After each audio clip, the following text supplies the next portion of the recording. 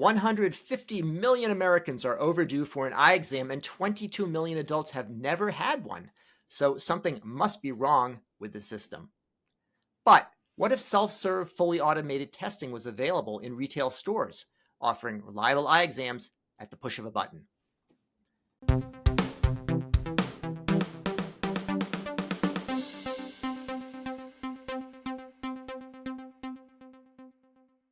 Hi, everyone. I'm David Williams, president of strategy consulting firm Health Business Group and host of the HealthBiz podcast, a weekly show where I interview top healthcare leaders about their lives and careers. My guest today is Matthias Hoffman, co-founder and CEO of Eyebot, whose goal is to simplify eye care for everyone. If you like this show, please subscribe and leave a review. Matthias, welcome to the HealthBiz podcast. Hello, everybody. So I see you've got glasses on, so you probably have had an eye exam, unless those are just purely to make you look smart, which I'm going to guess is not the reason. But Actually, I do talk to a lot of customers and investors, and I actually use them as a prop. But yes, I've had glasses my whole life, contact lenses. I have a pretty bad correction, so I'm a -4, what's called -4 diopters. nice. We'll have to get some merch with some T-shirts. Everybody can put their diopters and other elements of their prescription right on their T-shirt. Well, let's talk about your upbringing a little bit first. What was your childhood like? Have any influences that have stuck with you throughout your career? Yeah, it's interesting. I always think back at a moment in my childhood that had to do with my vision, or essentially my personal vision. I remember around 15 years old is when my vision started going bad. Somewhere around your puberty, that's pretty common. And it's. I remember my friends. So originally, actually, I'm from Switzerland. So I was born and raised in Switzerland, and my friends, they all had this, and me, like, we all had this sort of these dreams of becoming a fighter pilot one day, Yeah. and airline or fighter pilot, because flying is cool and all that stuff. So. And I remember I clocked in at like a, -1.5 diopters, which means I was not eligible anymore. And my friends Right. were. And that's a very strong memory I had from my childhood about why am I not eligible for such a career path? And my friends are. And Yeah. it always kind of resonates. It comes back to that. Now, did any of them end up going to flight school?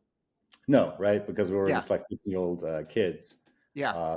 None of us did that, but we all went separate ways. And, I took the engineering path. Yeah, could be good. So I saw, education at some point. It looks like you were in the U.S. and were doing electrical engineering through bachelor's and PhD. How'd you know electrical engineering was going to be the course for you? So in Switzerland, we have people join the workforce quite early, actually. So a very common thing in Switzerland is to do apprenticeships during your high school. And my apprenticeship, what I chose was electronics, electrical engineering, because that was just I just liked computers at the time. Frankly, Yeah. that was the main reason. And I joined a company called Siemens, and it's a very big company in Europe and also in the United States. They make trains and everything, and big stuff. And I joined that as an apprentice for 4 years during high school. You go to essentially do school 3 days a week, and 2 days of the week is when you're doing an apprenticeship at your chosen company. Cool. And so that's how I entered that. And but then I went to college in the United States. Yeah. And was that your choice, or was the family moving there? I've grown up in both countries, in the United Okay. States and Switzerland. So I used to, when I was much smaller, I used to live in California. But no, my mom was a college professor at the University of Dayton, and I got essentially because of that a free ride, and I chose to move to the United States around when I was like 18 or 19. Okay. All right. Makes good sense. And then when you were doing that, was the education, was any of that like healthcare or eye related? Because a lot of the stuff you did in your career was that. And I saw the first hint of it with a postdoc, but anything particular like in school where you were focused on that? No, so I very much had a focus on electronics, electrical engineering. I got into electromagnetics, and then became much more theoretical. Turns out I'm actually much better in practical and physical and building things. Yeah. Something I discovered actually in graduate school. So I went to Virginia Tech for a master's degree, and turns out I was pretty good in a lab, and the professors wanted to keep me, so they offered me a PhD position, which I then took, and was able to finish my PhD pretty quickly, mostly because I was just good at building stuff. Yeah. They basically put me in a lab, and we wrote a bunch of research papers, and I got the PhD, and then I got an offer in Boston to do a postdoc at Harvard Medical School, which of course I took, and we moved to Boston with my now wife. So, Yeah. Nice. All right. Well, it's all coming together. So, when I was at Boston Consulting Group a long time ago, the culture is like a one firm culture, but all the offices are a little bit different, and some of them reflect national culture. And like the U.S. is a pretty good mix between kind of the conceptual and the pragmatic. And the example I always think about is France, because they would say it's like, well, that works great in practice, but like, will it work in theory? Sort of making fun of them. And it sounds like you had actually something that was actually working. And I think there are actually some contrasts. I'm not saying that's the Swiss culture specifically, but it is interesting to talk about, doing a PhD and a lot of it being pragmatic. Yeah, it always, to me, and that's actually the main reason for me also to transition from academia into startups. Yeah. So I actually only was at doing my postdoc at Mass General Harvard Medical School for 1 year, and Yeah.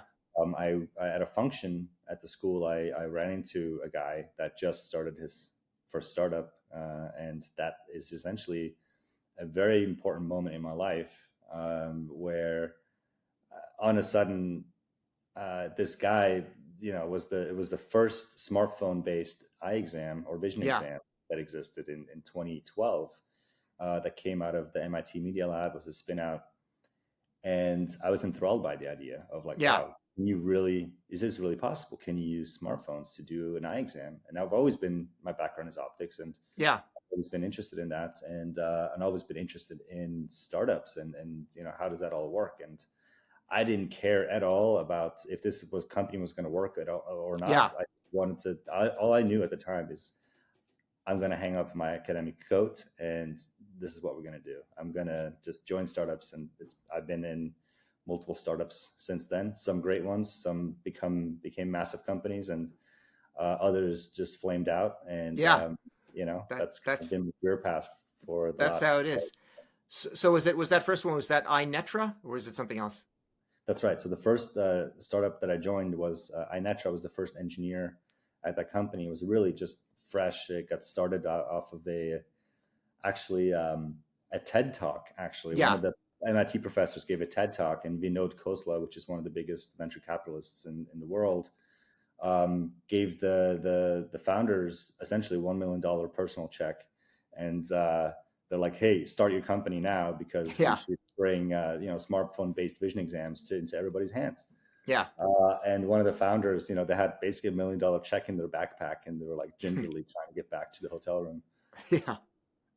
That's pretty funny. So then I saw, like, most of the stuff as I'm looking along looks like it's related to the eye. It looks like you like veered slightly at Form Labs, although I bet there's some sort of optics involved in that. Certainly some physical thing that was being made. Those are the 3D printers, if I recall.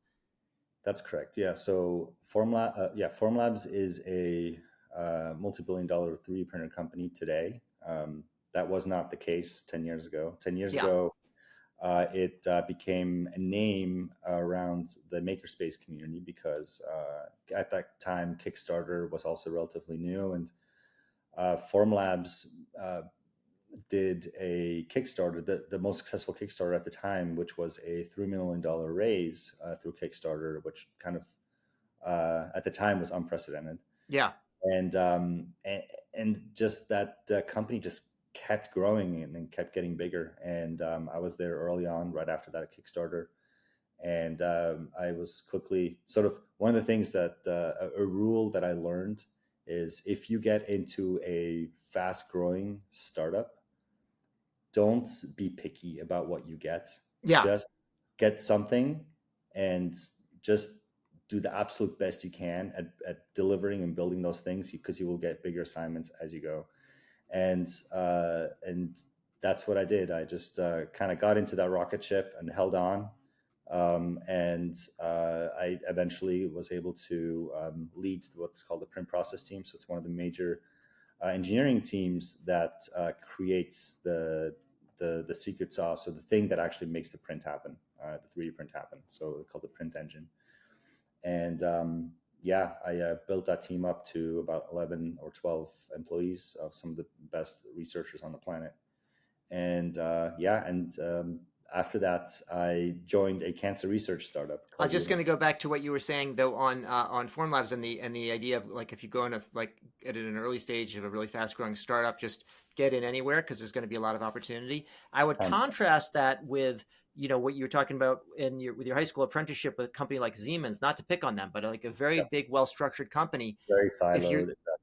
if you're leaving another place to go there, it really matters what level you get in at and what particular area, because there's not nearly as much kind of freedom of motion. You could do a great job, but you might actually have to go outside the company to get that next promotion. So like a more fluid kind of a space like Formlabs. And it's not for everybody, and it's also sort of easier said than done. You're also, Mhm. if you're an average player, you're not necessarily gonna do that well. Yeah, exactly right. So the fast growing startups, they require the some of the best people in the industry to participate. Otherwise, it just doesn't work. The model doesn't work, right? Yeah, Because they're relatively loosely organized organization with not that many managers, not that there's really no SOPs, right? Like yeah, there's a yeah, ton of problems to solve, and you just gotta pick a problem, solve that problem, and then pick the next problem, and you keep going.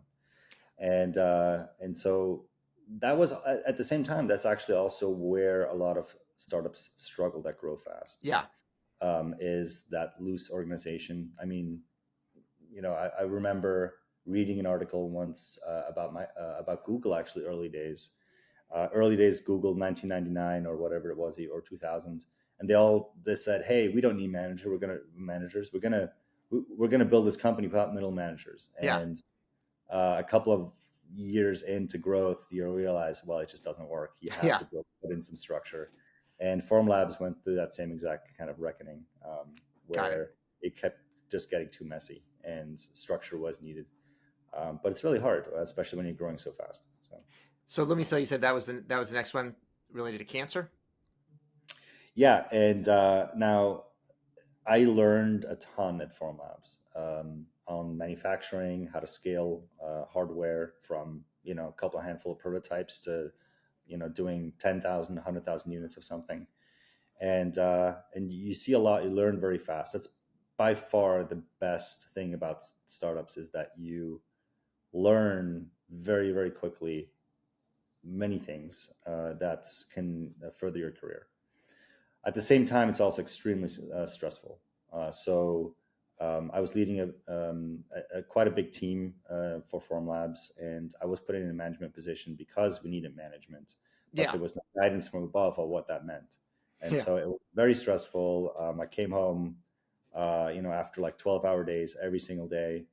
And I have a family, I have kids, I have small kids, and it just wasn't sustainable anymore. So I did my time, almost 3 years at Formlabs, and I said I need to do something else. And at the time, actually, my mom had breast cancer, and I'm typically very sort of mission driven about things. And my past has also been in oncology at MGH, and so I really had a big chip on my shoulder about that. And yeah, I joined a company called Lumicell, which also early stage company that was the first company to do what's called fluorescence-guided surgery. So a big problem that cancer surgeons have is they don't actually know what to cut out, mm, because cancer is just your own tissue. And yes, it can look discolored in some cases, but actually in many cases not. It just looks like your regular tissue. So there's a lot of guessing that goes on during surgery about what to cut out and if they have actually removed all the cancer. And that was a very interesting mission for me to join that. And Lumicell essentially allows the injection of a drug, and then the cancer effectively glows. yeah. And the surgeon then knows what to cut out and what to keep. And I joined that, and sort of, I guess my nature is to start um, coordinating and leading things. And Mm-hmm. I also built at that company the first product development team, and started building that and putting that together. Cool. And how about 123C? So throughout this entire time, Yeah. I've always thought back of our days at iNetra back in 2010. And I think it's fair to say 10 years later that cell phone based vision exams have not revolutionized vision care. Yeah. Now, there's a reason, and the main reason is actually not necessarily technology or even accuracy or FDA or anything like that. The biggest problem with cell phone based vision exams is that people can't wrap their heads around the interface. Okay. And because it requires very survey based kind of exams to like follow a prompt, do Yeah. this, the room like this, and then do that, and hold one eye closed, and then hold the other eye closed, and all this stuff, Yeah. and take 15 minutes of concentrated effort, you lose immediately 98% of the population Yeah. right Yeah. there. So Yeah. Barbara and Bob are just not going to do it. And that Yeah. was the hard learned lesson we learned back in 2012, 13 with iNetra. That's Yeah. why it worked. And I've carried a chip on my shoulder about that too, a long time, many Yeah. years. And I knew what the solution is. And this is actually why Eyebot was created, is that we knew even 10 years ago, to revolutionize vision care, you have to essentially change one thing. The in-person exam has to go away. And Yeah. two, you have to fix and make a user interface that works for everybody. And that is what has been marinating in my head for 8 years. Got it. And then the pandemic hit, and it was very clear to me that that is the opportunity now to start.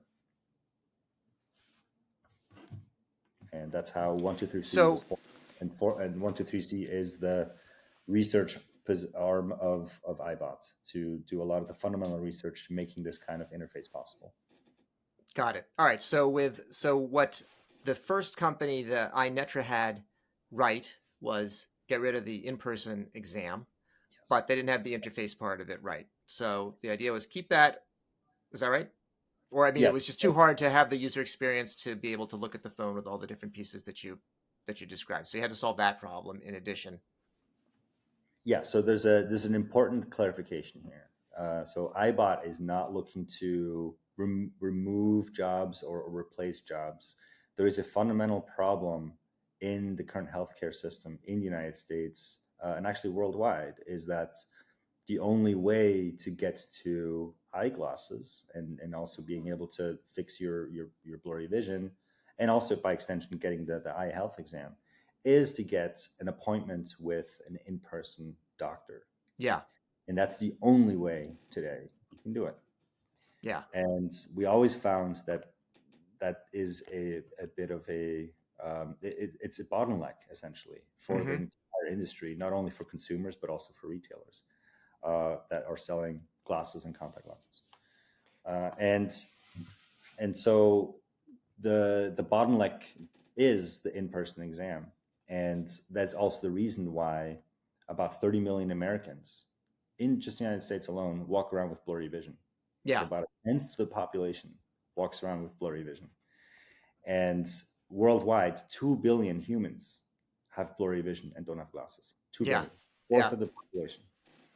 And the main reason is access to Mm-hmm. a person doctor, Got it. the lack of Okay. access, to be clear.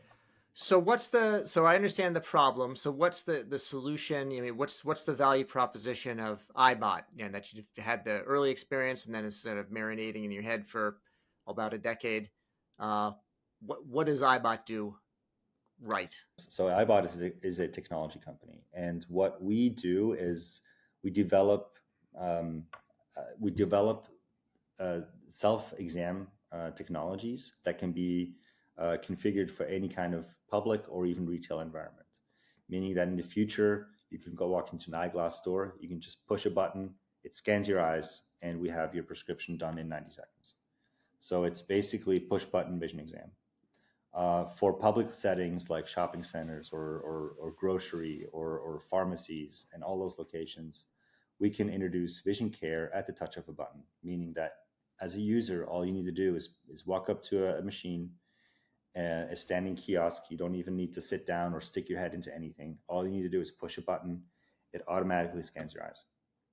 And that is the interface that we've already proven in public in multiple locations to be working for any kind of age range. So we've done tests at shopping centers with our new configuration where we have 16-year-olds to 88-year-olds. We have a very broad age distribution. All age ranges, all ethnicities, all income levels. It's a universal problem that humans have. Vision care. 65% of humans have blurry vision, and that's just a common human condition. And everybody benefits from getting their eyes checked in terms of their health. And so being able to detect glaucoma and diabetic retinopathy in the future, these are all vital things that need to happen. And Eyebot's mission is to break down all those barriers so that everybody can get their eyes examined for free, effectively for free. And by doing that, we can bring many more people into the fold of vision care, and also, by extension, make the current body of optometrists and ophthalmologists also more successful by driving more people to their offices as well. Okay. All right. Well, that sounds pretty cool. So, with what I understand, it's not just a better form factor, let's say, than the cell phone, but it's actually must be, when you talk about doing scanning, you're using some technology that is presumably, is that an Eyebot or 123C developed technology, Right. or what are you doing? Yeah. So 123C is the research arm of Eyebot, and we have a variety of government grants as well. So we have SBIR grants from the National Science Foundation to further develop our technology, and all the Eyebot technology is proprietary and has been developed by us, and also is designed, manufactured, and delivered by Eyebot. And so that's fundamentally how we do things. We're a research firm, and we have many more things in the pipeline, including more full eye health exams as well. Got it. All right. So I understand you're talking about blurry vision, and I can you haven't exactly explained the technology, but I can imagine how you could look at the shape of the eye or whatever and figure out what, if somebody has blurry vision and what the correction is going to be. You were talking about eye health beyond that, like I know when I'm one of those that does go to the doctor's office. By the way, it's a pain in the neck to get an appointment, even in Boston. And it's also pretty unfriendly there. And it's also pretty expensive, even if you have insurance, depending on what you're doing. But they do go beyond the blurry vision, and they're doing tests, I think, for glaucoma, macular degeneration. You mentioned retinopathy. Mm-hmm. So do you currently address those things? It sounds like there's a vision to do so. What's the where does it stand in terms of, it's simple to use and it gives you accuracy on certain things, but is it just a subset of the overall exam? How do you think about that? Yeah, so currently Eyebot is rolling out this year with systems that are doing the vision exam portion of the eye exam. So a comprehensive eye exam is actually multiple exams, and one portion of that is what we call the vision exam. That's the part where it gives you a new prescription for new glasses or contact lenses. And that's the part we're starting with, currently part of our tech stack. And our technology today is already doing a big portion of what's called the anterior eye exam. So that's the front part of the eye, including the pupillometry as well. And we can detect cataracts. We can detect, corneal scars, moles, opacities, a list of over 20 different kinds of indications and diseases we can detect today. And the posterior exam is also something we're going to, what's called the posterior, that is the retinal exam. That is the typically used for diagnosing a variety of health critical diseases, including diabetic retinopathy or macular degeneration. And that is something we're also working on and launching in the foreseeable future. One of the things that people don't love, there's a couple of things people don't love about when they do go for an eye exam, beyond what I described, with the difficulty of getting the appointment and the expense of it, is one is having the eyes dilated, and another one is the slit lamp. It's like the eclipse is this month, and you're not supposed to look right at the sun, but somehow when you go to the eye doctor, you're supposed to look at this beam in your eye. Are those things necessary? And if you're doing exams that are done for the same reason that you do the dilation and the slit lamp, can you use an alternative approach? Yes, there are actually multiple alternative approaches. The methods that are currently used, commonly used in the clinic, are they have they're rooted in also a lot of tradition. Of course, that's how it's been done. But there are many other technology methods to achieve a very similar kind of outcome and similar kind of scanning. And now, to be clear, Eyebot is not looking to diagnose directly or replace any of that. What we provide is a screening of those components. And if we detect certain diseases, we send then those patients to a real doctor for an in-person diagnostic. Got it. Okay, so there's a scanning part. Now, just as you're mentioning the traditional techniques and so on, it occurs to me that actually a fair amount of that equipment is actually from Switzerland, if I'm not mistaken. It's one of the leaders Yeah, of like things like Japan slit as lamps, well. right? Yeah, yeah, in Japan. Um, okay, so you're talking about being a technology company. I heard something about the exams being free, which sounds very, mission oriented. But what is it that you want to offer? Like, are you going to offer like kiosk as a form factor? Are you a component of some new sorts of tools that are there? You're going to go in a VR headset. I mean, how does it all come to be? Mhm. What Eyebot really is to bring the vision exam and the prescription to the point of sale. And the point of sale can be many locations. We also are working on online tools as well with some of our partners. But mainly, actually, 85% of the eyeglass market is actually in brick and mortar retail. Yeah, And that's most likely there to stay. The consumers have spoken, and in general, people just prefer to get things done in person, and also with glasses to be able to touch and feel the glasses as well. So it's a big part, and it's understandably so. I mean, glasses are make up a very big part of your self image and your persona, and people are very picky about that. And of course, it makes sense. And you want to be able to see what you look like in person with a mirror when you try on new kinds of frames. There have been, of course, many attempts for online retailers to work on virtual try-on solutions. yeah, Actually, not been as successful as they hope.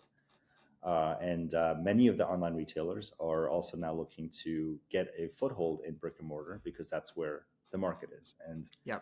Eyebot is facilitating that transition for online retailers to gain a foothold into traditional and brick and mortar traffic and retail. And I How can't is speak too much in detail about which ones we're working with, yeah? but we'll have some press releases this summer. We'll keep an eye out for that. Um, how have you funded the company up to this point? I know you mentioned a research arm. I know there's some government funding. You have private Mm. investors as well.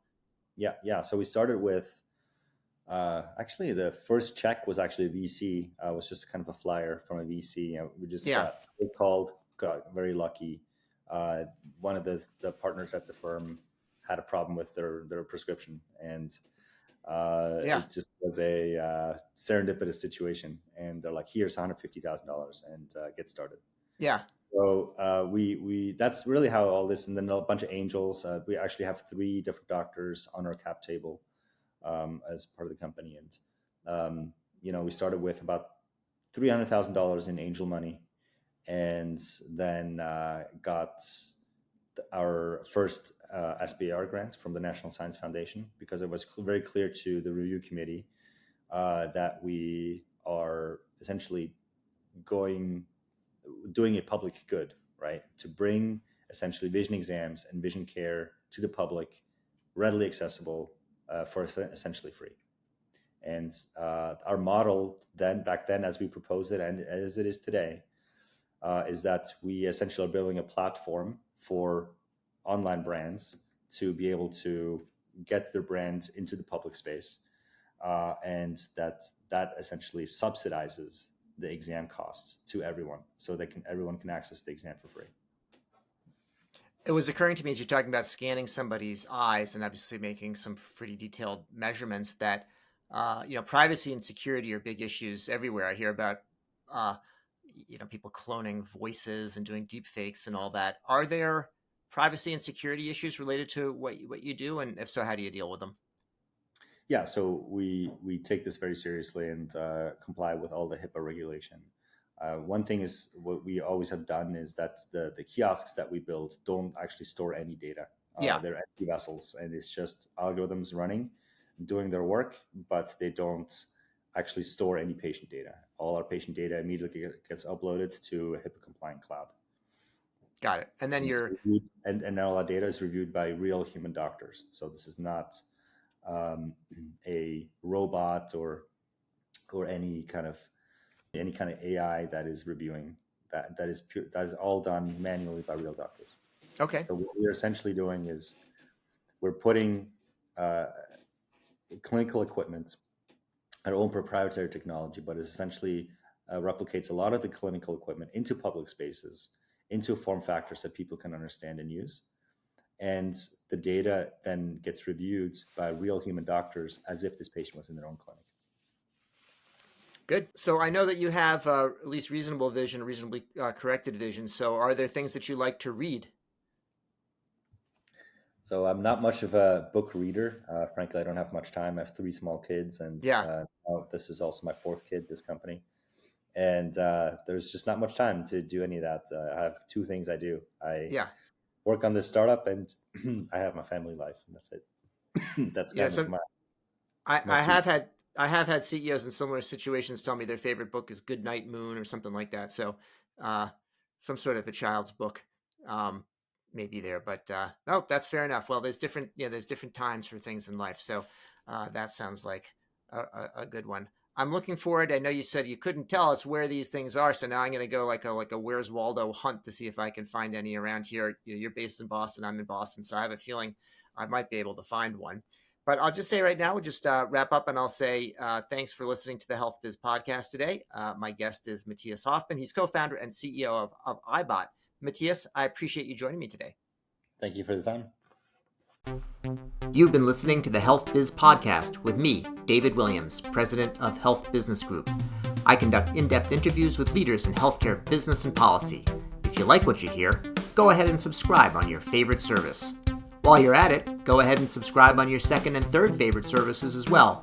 There's more good stuff to come, and you won't want to miss an episode. If your organization is seeking strategy consulting services in healthcare, check out our website, healthbusinessgroup.com.